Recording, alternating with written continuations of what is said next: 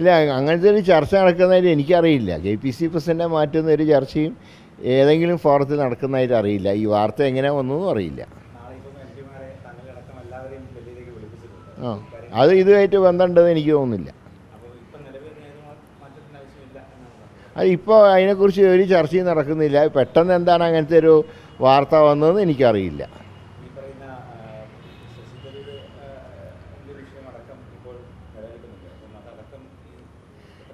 പാർട്ടിക്കകത്ത് അങ്ങനെ കാര്യമായിട്ട് ഒരു പ്രശ്നവുമില്ല. പാർട്ടി പ്രവർത്തനമൊക്കെ നല്ല രീതിയിൽ കേരളത്തിൽ പോകുന്നുണ്ട്.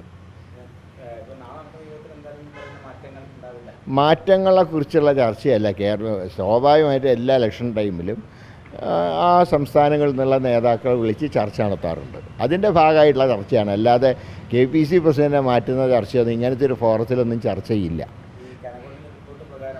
കനകോലിന് അങ്ങനെ റിപ്പോർട്ടൊന്നുമില്ല. കനകോല് അതിനല്ല റിപ്പോർട്ട് ചെയ്യുക. കനകോലിൻ്റെ റിപ്പോർട്ടെന്ന് പറയുന്നത് പാർട്ടി അദ്ദേഹത്തിനെ ചില കാര്യങ്ങൾ ചുമതലപ്പെടുത്താറുണ്ട്. അത് അസംബ്ലി ഇലക്ഷൻ എങ്ങനെ ജയിക്കുക എന്നുള്ളതിനെക്കുറിച്ചാണ്. അത് അതിൻ്റെ വഴിക്ക് നടക്കും. അത് പാർട്ടി ഫോറത്തിൽ മാത്രമേ ചർച്ച ചെയ്യുള്ളൂ. അല്ലാതെ പൊതു ഇതിനൊന്നും ഒരു റിപ്പോർട്ടും ചർച്ച ചെയ്യില്ല. ഇപ്പോൾ പാർട്ടി പ്രവർത്തനമൊക്കെ നന്നായി നടക്കുന്ന ഒരു കുഴപ്പമില്ല. ഇപ്പോൾ